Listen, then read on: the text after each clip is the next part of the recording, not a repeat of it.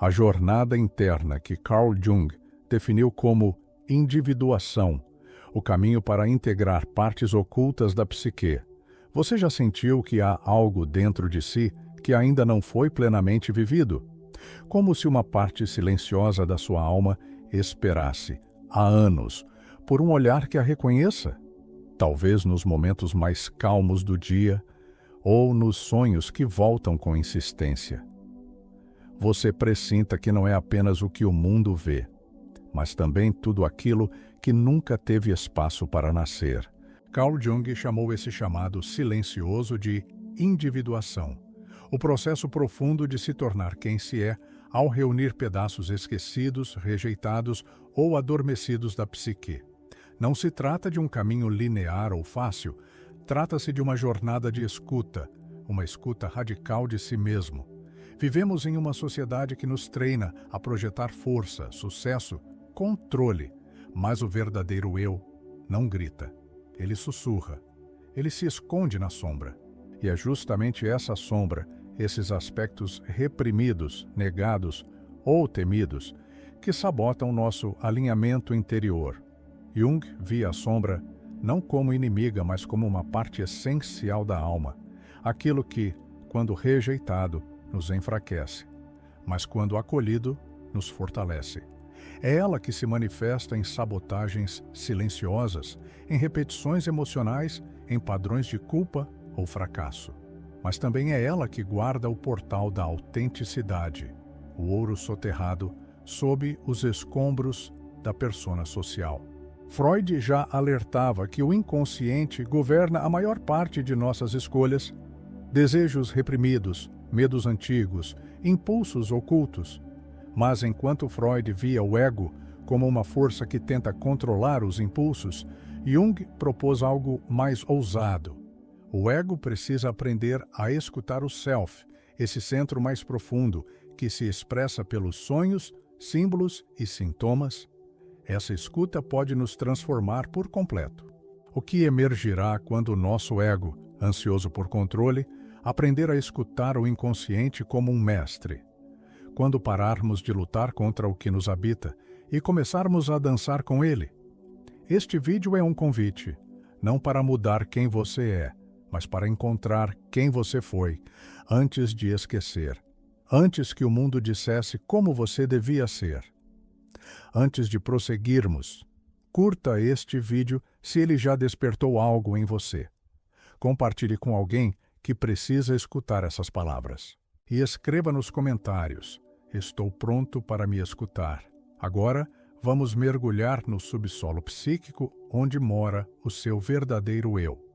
Imagine um templo escondido no subsolo da alma. Suas paredes são feitas de memórias esquecidas, dores antigas, impulsos negados.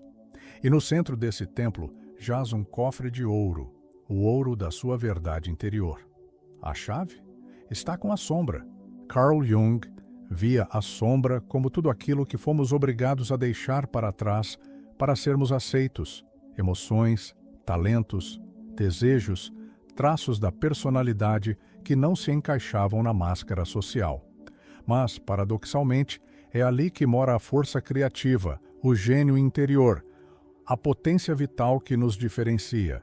Não há crescimento real sem o reconhecimento da sombra. Reprimir a raiva, o ciúme, a sensualidade ou o medo pode manter nossa imagem intacta, mas também aprisiona nossa alma em um quarto escuro.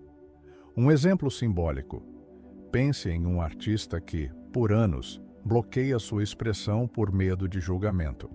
Um dia, ao confrontar memórias de humilhação na infância, traumas silenciados, começa a pintar com fúria e beleza. Ali, onde doía, morava sua linguagem mais autêntica. A sombra, quando enfrentada, não destrói, ela transforma. James Hillman trouxe um olhar ainda mais radical. Para ele, nossa alma é povoada por figuras vivas, arquétipos, que não são apenas metáforas, mas potências que desejam ser vividas. O arquétipo do herói não é o guerreiro externo, mas aquele que enfrenta seus próprios labirintos internos. O rebelde não é o que grita contra o sistema, mas aquele que ousa abandonar a vida automática. O curador não cura os outros, ele começa curando sua própria alma ferida.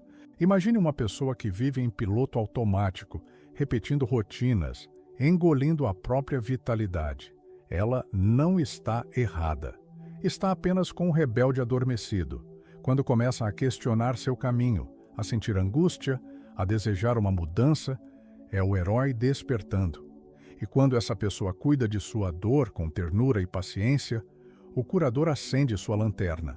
Hillman diria: você não precisa melhorar. Precisa ouvir os deuses que habitam sua alma. Mas como esse processo acontece no corpo? A neurociência oferece respostas fascinantes. Estudos mostram que práticas de introspecção profunda, como meditação, escrita reflexiva e análise simbólica, estimulam a neuroplasticidade, a capacidade do cérebro de formar novas conexões. Isso significa que, ao integrar partes rejeitadas da psique, estamos literalmente redesenhando nosso mapa cerebral. Quando você acolhe uma emoção reprimida ou um trauma antigo com compaixão e presença, seu cérebro começa a formar pontes entre áreas que antes estavam desconectadas. O sistema límbico, emocional, começa a dialogar com o córtex pré-frontal, racional. É como se você reensinasse sua alma a se escutar.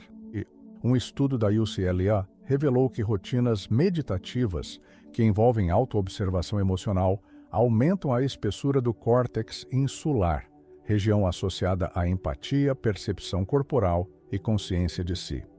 Individuar-se não é só um processo simbólico, é também um processo neural. Agora, uma proposta simbólica e prática. Pegue uma folha de papel, escreva uma carta para a sua sombra. Fale com ela como se fosse uma velha amiga esquecida. O que você quer me mostrar? De que dor você nasceu? O que você precisa de mim agora? Depois, responda como se fosse ela.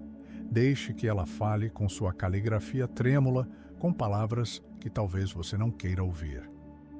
Em seguida, segure essa carta com as duas mãos. Feche os olhos. Respire fundo. Sinta sua presença. Deixe que essa parte sombria dance com você por um instante. Esse pequeno ritual pode abrir portais psíquicos profundos, revelando o que precisa ser curado, reintegrado, acolhido. Muitos buscam espiritualidade para fugir da dor, mas o verdadeiro despertar exige atravessar o casulo escuro da sombra, como a lagarta que em seu momento mais sombrio dissolve tudo o que era, para depois emergir com asas. Esse casulo é necessário. O vazio, o luto, o silêncio, a dúvida, não são obstáculos, são fertilizantes. Quando acolhemos nossa sombra, deixamos de lutar contra a vida. Começamos a voar com ela. Bruce Lipton nos lembra que nossas crenças moldam até o nosso DNA. Quando curamos nossas crenças inconscientes, nossas células escutam a alma. A biologia se alinha à consciência. Esse é o verdadeiro resgate. Um encontro eletroquântico entre mente, corpo e espírito. Não é apenas psicológico, é existencial.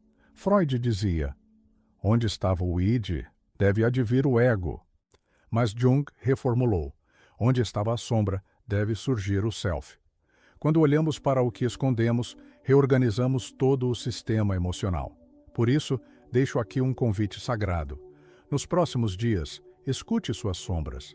Observe seus sonhos, repare nas sincronicidades, sinta as emoções inesperadas. Ali, o self está sussurrando. E lembre-se, ao acolher seu próprio abismo, você se torna a ponte que conecta a terra ao céu dentro de si.